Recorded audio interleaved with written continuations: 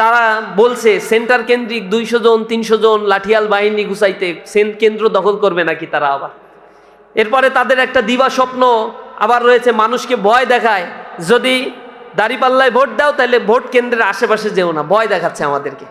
এই ভয়গুলো যে পূর্বে যারা দেখিয়েছে তারা দিল্লি গিয়ে পালাইছে, এরা যে ভয় দেখাচ্ছে তারা যে কোথায় পালাবে এগুলা কিন্তু ঠিকঠাক এখনো করে নাই। তারা ঠিক না করে এরকম হুমকি দামকি দিচ্ছে। আমারও তো আশঙ্কা হচ্ছে জনগণ যদি এইবারই খেপে যায় তাহলে না জানি কি অবস্থা গিয়ে তাদের জন্য দাঁড়ায়।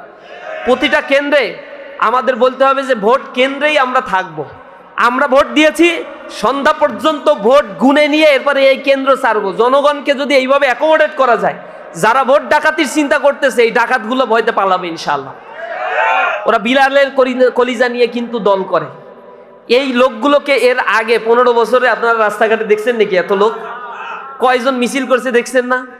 তো সেই লোকগুলো কোথা থেকে আসে? এই যে সন্ত্রাসগুলো যারা করছে আন্তঃকন্দলে, এখন পর্যন্ত 217 জন মানুষকে যারা যারা হত্যা করছে, এই যে আন্তঃকন্দল, এই পেশি শক্তিগুলো দেখাচ্ছে, এই ক্ষমতা, এই শক্তি এতদিন তাদের কাছে কোথায় ছিল? আওয়ামী লীগের বিরুদ্ধে তো তারা এইগুলো ব্যবহার করে নাই। ব্যবহার করলে তো আওয়ামী লীগ থাকার কথা না। তারা মার্চ ফর ঢাকা ঘোষণা দিয়ে নামে নাই রাস্তায়। সেদিন শহীদ মনসুর শহীদ হয়েছে, ওই দিন যারা শহীদ হয়েছে ইসলামী ছাত্র শিবিরের ভাইরা সেদিন জীবন দিয়েছিল, রাস্তায় থেকেছে ইসলামী ছাত্র শিবিরের ভাইরা। আমাদের ভাইরা গুমের শিকার হয়েছে, সর্বোচ্চ সংখ্যক গুমের শিকার হয়েছে একক ছাত্র সংগঠন হিসেবে ইসলামী ছাত্র শিবির। আমাদেরকে হত্যা করা হয়েছে, আমাদেরকে দেশান্তরিত করা হয়েছে, আমরা আমাদের ভূমি ছাড়ি নাই। এ কারণে আল্লাহ রাব্বুল আলামিন ঘোষণা দিয়েছেন ওয়ানাজআলাহুম আইম্মাতা ওয়ানাজআলাহুমুল ওয়ারিসিন, আমি তোমাদের নেতা বানাবো আর আমার উত্তরাধিকারী আমি তোমাদেরকেই বানাবো ইনশাআল্লাহ। সবচেয়ে বড় থ্রেট যাকে মনে করতো, ইসলামী ছাত্র শিবিরকে নিষিদ্ধ করেছিল, তারা দুর্বল করে রাখতে চেয়েছিল এই জমিনে আমাদেরকে। আল্লাহ সূরা কাসাসের মধ্যে এটা বলছেন যে ফেরাউন এই জমিনে তার অপোনেন্ট যারা তাদেরকে দুর্বল করার জন্য কতগুলো পলিসি নিয়েছিল। প্রথমত তার দলের মধ্যে সে বিভাজন তৈরি করে ফেলেছিল, দেশের জাতির মধ্যে বিভাজন তৈরি করে ফেলেছিল। দ্বিতীয় যে কাজটা সে করছিল, পুরুষদেরকে হত্যা করত, যারা তার বিরোধিতা করত, নারীদেরকে আর সন্তানদেরকে, ছোট ছোট বাচ্চাদেরকে হত্যা করা থেকে বিরত রাখত। এরপরে ফেতনা ফ্যাসাদ সৃষ্টি করেছিল তারা, যাতে তার এগেইনস্টে দাঁড়ানোর মতো কোনো শক্তি অবশিষ্ট না থাকে। বাংলাদেশের সাথে এখন বর্তমান প্রেক্ষাপটের সাথে এগুলো দেখবেন মিলে যায়। এরপরে আল্লাহ রাব্বুল আলামিন বলছেন ওয়ানুরিদু আন্নামুন্না আলাল্লাযীনা ইসতুদঈফু ফিল আরদ, আর আমি চেয়েছিলাম যাদেরকে এই জমিনে দুর্বল করে রাখা হয়েছে তাদেরকে এই জমিনে ওয়ানাজআলাহুম আইম্মাতা ওয়ানাজআলাহুমুল ওয়ারিসিন, এখানের আইম্মা নেতা বানাতে, আর তাদেরকে আমি ওয়ারিস উত্তরাধিকারী বানাতে চেয়েছিলাম। আর এটা হামান কারুনের জন্য যতই কষ্টের কারণ হোক না কেন, তারা অনেক কষ্ট করছে এদেরকে দুর্বল করে রাখার জন্য, ভাবছে শেষ হয়ে যাবে। তা আমাদের উপরে যে জুলুম নির্যাতন চালানো হয়েছে, আমরা বলি 2009 সালে আমি ছাত্র শিবিরের সদস্য শপথ গ্রহণ করি। তো এই সময়ে সংগঠনের যে গ্রোথ, যে অবস্থা আমি দেখেছি, আর আওয়ামী রিজিমের পরে এই জুলুম নির্যাতনের মধ্য দিয়ে আল্লাহ রাব্বুল আলামিন এই সংগঠনের গ্রোথ স্বাভাবিক অবস্থার চাইতেও কয়েক গুণ বেশি বাড়িয়ে দিয়েছে, যেটা এর আগে 35 বছরে আমরা পারি নাই। তার মানে আমাদের এই জমিনে যারা দুর্বল করতে চেয়েছে, আর আল্লাহ চাইছে আমাদের শক্তিশালী করতে। এমন শক্তিশালী করছে, ঢাকা বিশ্ববিদ্যালয়ের ইতিহাসে শতবর্ষী একটা বিশ্ববিদ্যালয়, 125 বছর প্রায় এর বয়স, 125 বছরের হিস্ট্রিতে ইসলামী ছাত্র শিবির এই 25 সালে জুলাই পরবর্তী অভ্যুত্থানে এই বিশ্ববিদ্যালয়ে ল্যান্ডস্লাইড ভিক্টরি আল্লাহ রাব্বুল আলামিন আমাদেরকে দান করেছেন। এটা তো শত বছরের ইতিহাসে একটা রিমার্কেবল একটা ঘটনা।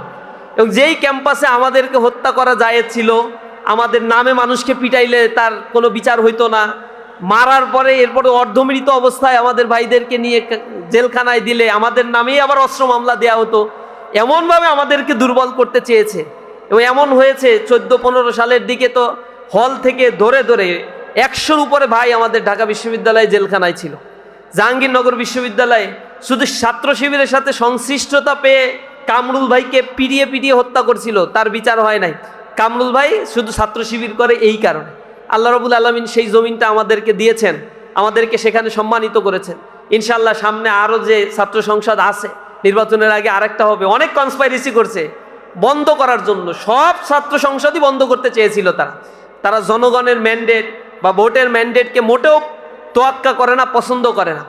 জোর জবরদস্তি করে ক্ষমতা খাটিয়ে এরপরে তাদের পেশি শক্তি খাটিয়ে বুদ্ধি যতটুকু তাদের অবশিষ্ট ছিল সবগুলো খাটানোর চেষ্টা করছে যে ছাত্র সংসদগুলোকে যাতে না করা যায়, এবং বলছে আমরা প্রিপেয়ার্ড না, আমরা এই প্রস্তুত না, সেই প্রস্তুত না। 1.5-2 বছরেও যারা প্রস্তুতি নিতে পারে না, তাদের ছাত্র রাজনীতি বা করার কি যৌক্তিকতা আছে? আল্লাহ রাব্বুল আলামিন সেখানে আমাদেরকে চোখে আঙুল দিয়ে দেখিয়ে দিয়েছেন মানুষের ম্যান্ডেট পেতে গেলে কিভাবে কাজ করতে হয়। আমরা এই ক্যাম্পাসগুলোতে মানুষের ছাত্রদের প্রবলেম নিয়ে কিন্তু কথা বলেছি। আমরা এখানে প্রথমত বলেছি তোমাদের বাসের সমস্যা, আমরা সেটা নিয়ে কাজ করব। তোমাদের সমস্যা রয়েছে আবাসনের, সেটা নিয়ে আমরা কাজ করব। তোমাদের সমস্যা রয়েছে ক্যাম্পাসের সিকিউরিটির, আমরা এই সিকিউরিটির বিষয়টা নিয়ে কাজ করব। আমরা ক্যাম্পাসের যত ডেভেলপমেন্ট এতদিন হয় নাই, যে অর্থগুলো ছাত্র সংসদে বরাদ্দ ছিল তা ইউটিলাইজ না করে এগুলো লুটেপুটে যারা খেয়েছে তার এগেইনস্টে আমরা তোমাদের হয়ে কাজ করব। যতটুকু শক্তি আমাদের আছে সর্বোচ্চ শক্তি বিনিয়োগ করব তোমাদের জন্য। ছাত্ররা আমাদের কথা শুনেছে, আমাদের উপর আস্থা রেখেছে, আমাদের বিরুদ্ধে যত প্রপাগান্ডা চালাইছে আমরা কোনো জবাব দেই নাই। ওরা আমাদেরকে কাটার আঘাত দিয়েছে, আমরা ফুল দিয়ে তাদেরকে বরণ করেছি। আমাদেরকে গালিগালাজ দিয়েছে, দিন শেষে আমরা শুধুমাত্র ডিজার্ভেশন, হোপ, আশা মানুষদেরকে শোনানোর জন্য চেষ্টা করেছি। ছাত্ররা তাদের প্রপাগান্ডায় মন ভুলায় নাই। তারা কোটি কোটি টাকা খরচ করছে এক একটা ছাত্র সংসদে খাওয়ানোর জন্য। তারা আবার এইগুলা উদরপিণ্ডি বুধার ঘাড়েও চাপাইছে। ছাত্র সংসদে তারা খাওয়ানোর জন্য এক একজনকে যে পরিমাণে খাওয়াইছে, এখনো পর্যন্ত ওই বিশ্ববিদ্যালয়ের আশেপাশের কিছু কিছু জায়গায় গিয়ে খুঁজে দেখবেন টাকা পায় এখনো তাদের কাছে, বাকি বকেয়া রয়ে গেছে। কি পরিমাণে খাওয়াইছে তারা, ছাত্ররা খেয়েছে এবং বলছে যে খাইলাম ভাই, কিন্তু ভোট জায়গা মতো দিব। তা আমরা জিজ্ঞাসা করছি যে খেলা খাওয়ার প্রতি একটু কৃতজ্ঞতা বোধ আছে না?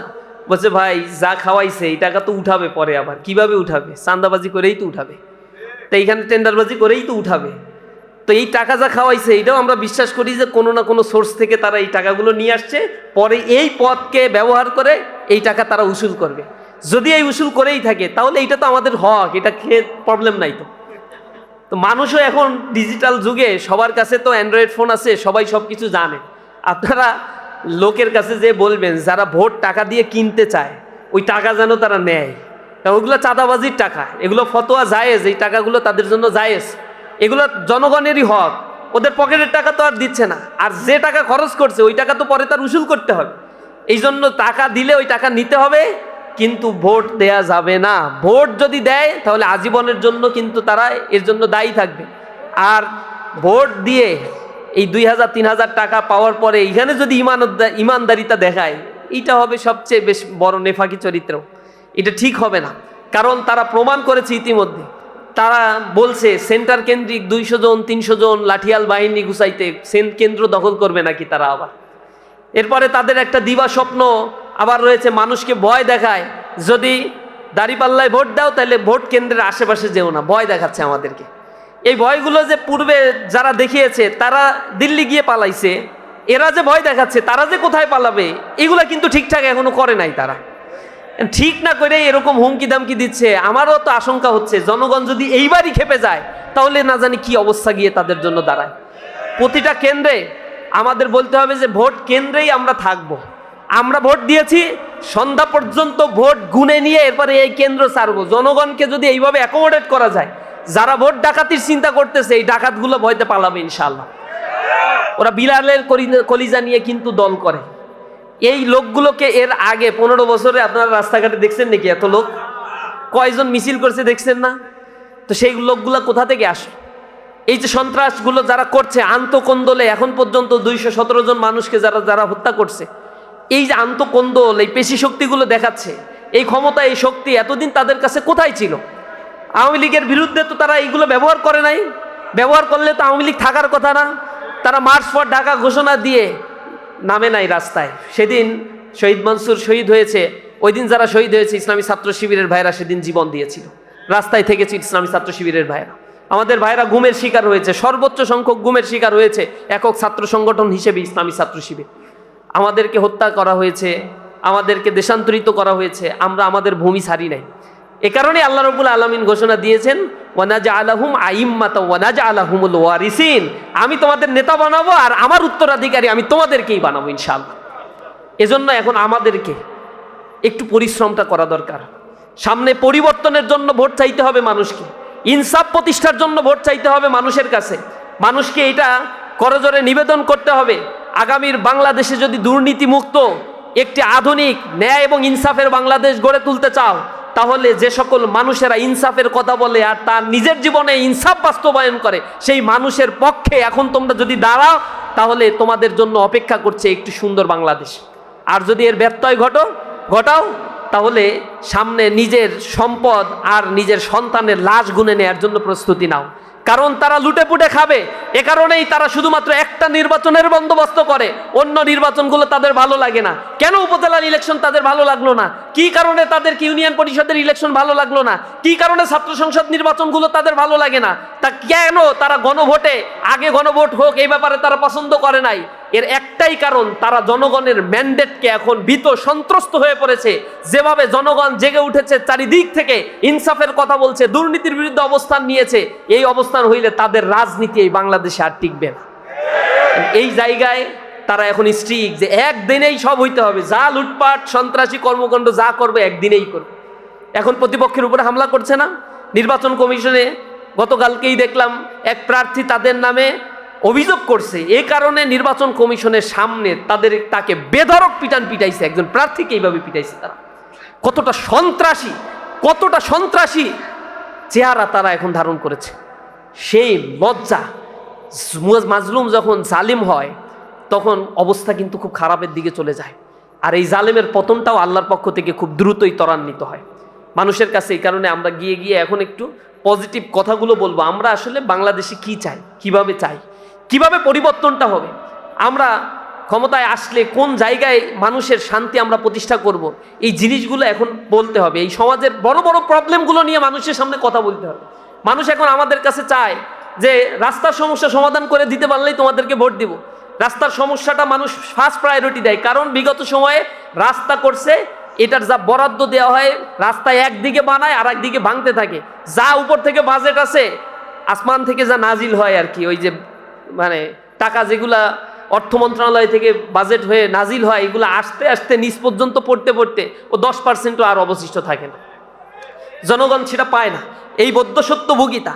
এবং এই মাঝখানের যে অর্থ বরাদ্দের করাপশন, এই করাপশনগুলো বন্ধ করে দিয়ে এর পুরো টাকা যা বাজেট হয় তা এশিয়া মহাদেশের মধ্যে যে দেশগুলো আছে তার চেয়ে সবচেয়ে বেশি বাজেট হয় বাংলাদেশে এই রাস্তাঘাটের জন্য।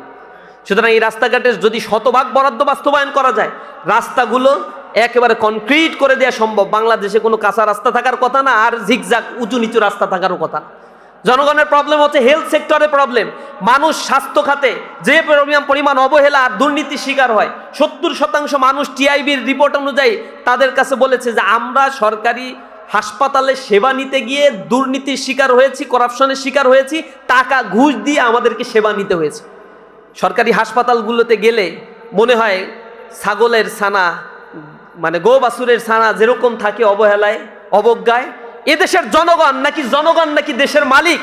দেশের মালিক হয়ে ওই হাসপাতালগুলোতে ওই মানুষগুলো যেভাবে পড়ে থাকে, এগুলো দেখলে কান্নায় চোখ থেকে পানি ঝরঝর করে পড়ে আসে।